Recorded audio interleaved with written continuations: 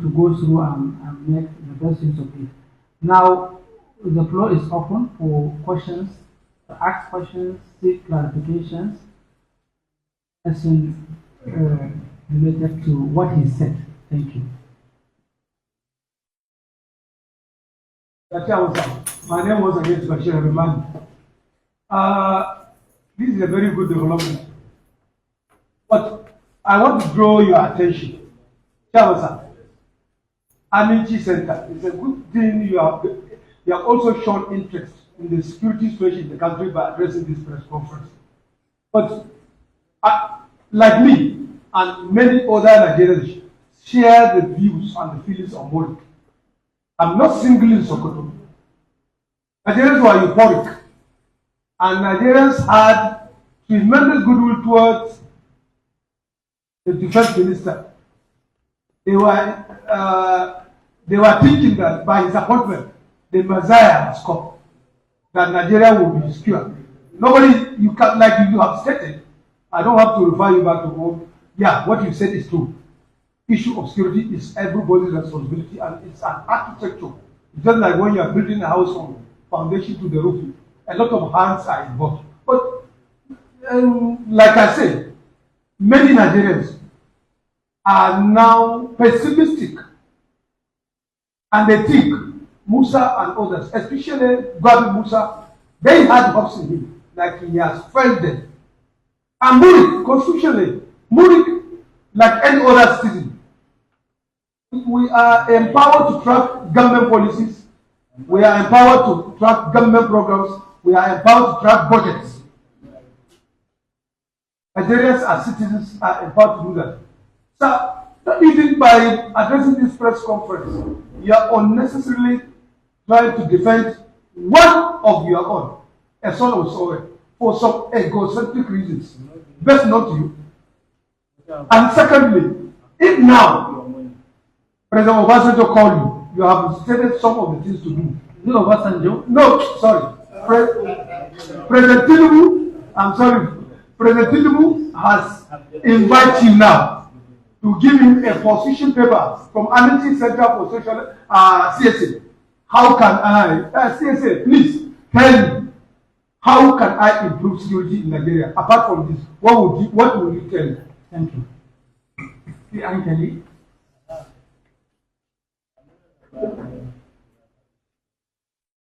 Thank you so very much. Once again, I am Ankeli Emmanuel. I must admit that this is one of the most objective stands ever taken by a CSO I've ever used.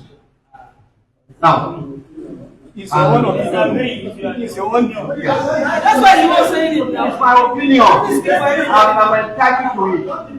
It's my opinion, and I'm entitled to it. One house, please. It's my opinion. That is his own opinion, not the stand. Yes. And you, the all members of the Yes. And I say I must. I say I. I didn't say we. That's my opinion, and I'm entitled to it. Yes. And nobody can question that. You can only disagree on your own. Now, why I stand by this is that in the first instance, just like the statement said, and rightly said, and constitutionally quoted, the responsibility is solely on the president. Murik has shown that they are biased by calling on and singling out a single individual. Why flogging the tail and not cutting the head? Why didn't they talk about the president, who is the commander and chief of the armed forces? Now, my question is this. Are your objective position now? Are you also saying that by Murik singling out Christopher Babin Musa, should Murik leadership be held responsible in the event anything happens to Christopher? Thank you. A question?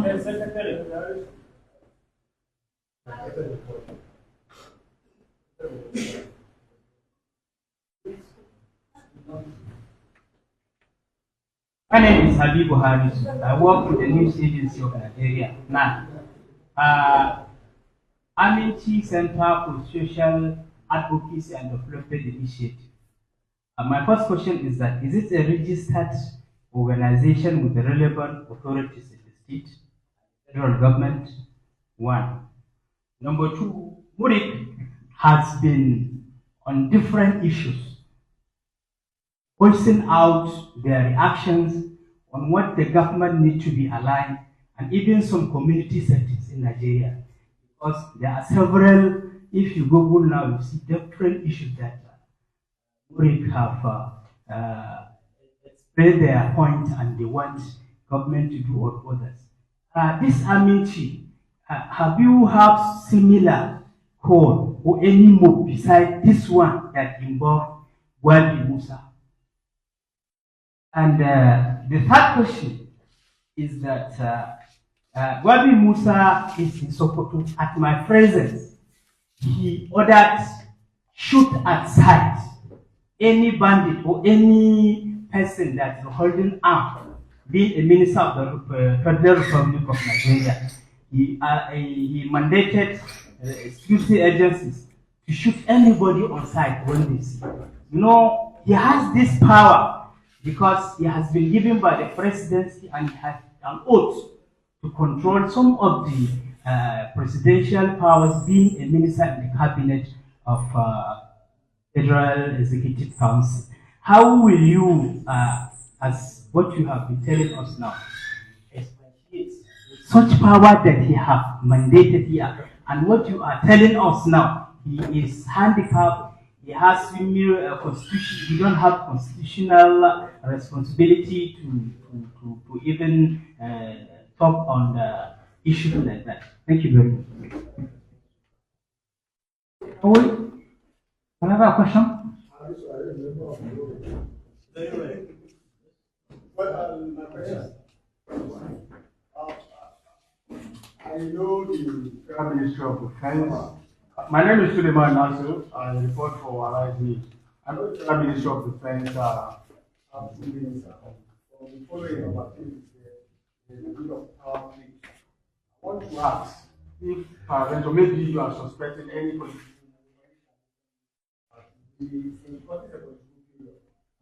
really single out the minister. Are you suggesting any political ending this call to politics against Wagin Musa that Muri is calling for his head now that the nation is going into political, maybe probably playing politics with security? Thank you.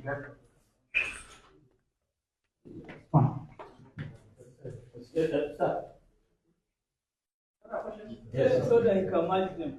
Yes. Okay, go ahead. That's okay. Go ahead, just go ahead. I'm Musa Wandawaki. The presenter, sir, with the current development, the text, as contains in the text, it seems like the Aminci Center for Social Advocacy and Development Initiative is being bankrolled by someone. Can you explain, please? That's what my one thing is. Because it seems that Aminci I think it's not need clarification. Sorry, please. As if Aminci is defending someone in the text. Because the statement someone does far away from Sokoto. Please, sorry. Thank you.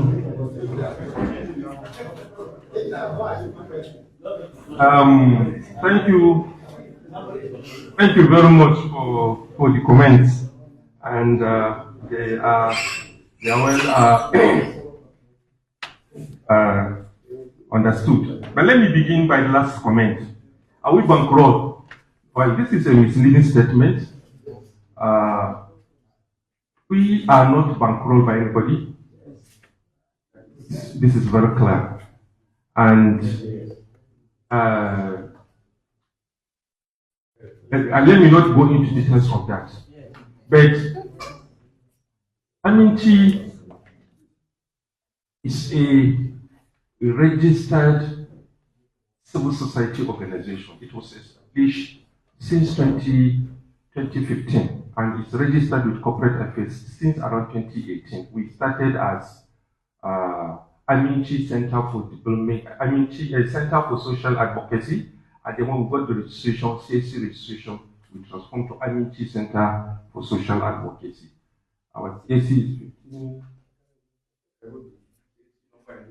is 1524-39, and we have been actively in interventions. You know, when we say civil society, there are a lot of interventions civil society undertook. Work mainly on issue of governance, education governance, healthcare governance, electoral governance. So it's a very known civil society. So I think you can visit our website. I don't know whether we have put our website there. Well, now you can engage us in further conversation. Are we supporting a person? Still, we are trying to be a bit neutral in this discussion. Neutral in the sense supporting the facts. Because when you are supporting a fact, you are not biased. All of us are very optimistic when Minister of Defense came, General Christopher, and we have seen from the record what he has done so far, and all of us can bear testimony on that. It was within this period of 1 year, he has not even completed a year, that the armed forces, the division that we know before were around 6, has now been expanded. This is a great achievement which has not been done before. Secondly, there was an approval by Mr. President of recruitment of more military personnel. I don't remember the number, but I know some of you know around 20,000. I can't remember exactly. 8,000. So these are achievements, and it was within the period he came in that issue of salary structure of military personnel has. So when you look at this, being the shortest force, even there are efforts before, it has not materialized during his time. So with this, you can confidently say, okay, when this person that we were optimistic when he came in was given more time, he could perform more wonders than what he has performed with 7 or 8 months. That was the reason why we are supporting him. So we are not. Now, Nigerians, naturally, let me come back to Elder Bashir. Nigerians will not feel, as citizens, as an activist, most of us, citizens are very optimistic that when you say A, if you didn't do that exactly, if when they say A, B, C, even if you do A, B, you couldn't do that. If you started C, you couldn't conclude. I wasn't this guy, But when you look at this, go to barracks, go to army barrack here, you see the renovations. If you are a member, if you are a regular visitor to army barracks in Sokoto, and you went there today, inside you see where the army and army officer and person are sleeping. Wallahi, you will cry. If you had visited last year, December, and you go today, you will be surprised. There are a lot of renovations undertaken. So we have seen elements of progress in him. And sometimes they say, if you didn't blow a trumpet, we are not defending him because he is the son of, because he's our own. No, because of his contribution to even our community. There are many people that has passed. In fact, how many ministers do we have in Sokoto? So you see, he go to Doro Amole Primary School here and see what he has done. Go to the clinic here and see what he has done. Go to LDC. So these are some of the things that, yes, if you have somebody who has grown up from your community and is doing this, you need to support him. As civils, we as civil society organization, we don't believe in confrontation. We believe in constructive engagement. So how can we improve the security? Well, we said it's a, collective responsibility. When, in fact, we will advise that engage more with community. Let's engage more on community security. Let us strengthen the community security architecture. Work closely with community structures, traditional rulers, religious leaders, civil society organizations, okay, and other groups. Yes, youth and women groups in that community, because all along kinetic approach, yes, it works sometimes, but not in a situation where a Fulani man will just, who is staying far away in the bush that you don't even know. These people, if they are not planning attack, they visited the community, they visit the market, you see them, you know them. So increase community engagements, increase community security architecture. That will improve issue of security strongly. In combination with those that refuses to listen, then we go into kinetic, strong kinetic approach, or we marry them together. Should we hold Murik responsible? Well, we are, you see, Murik are our colleagues because they are civil society. We work closely. When I was chairman coalition of NGO, I know we work with them. There are engagements. But as a civil society, even if you are my brother, my close brother, if you do something that is wrong, we need to tell you that you need to do what you are doing. You need to look deeply into it. Why should you give 14 days ultimatum to change security situation in Sokoto? Even you that mentioned that, it's not possible. So if that is the intention, then why should you now mention the 14 days? Why not say, okay, Mr. Minister, we know you are doing this, you are making this effort, you are making this effort. Improve. If you are to give the ultimatum that Rizal is the commander-in-chief, because he has a limitation. He is an political head. He's a minister as the head. Minister is not the chief of army staff. He cannot deploy army. He can only advise. You understand? So this is it. So it's a political head that I political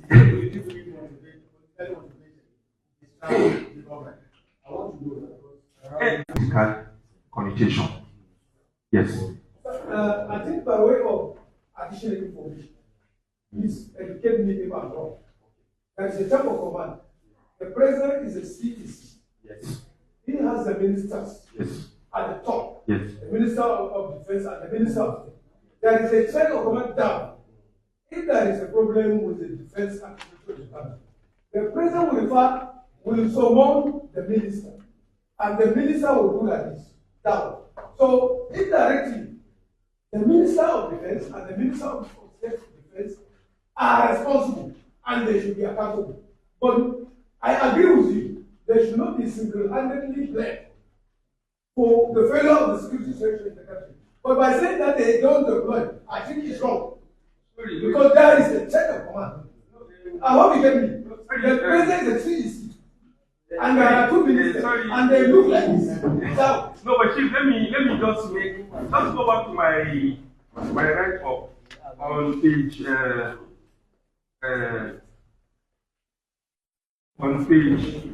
where I mentioned Constitution.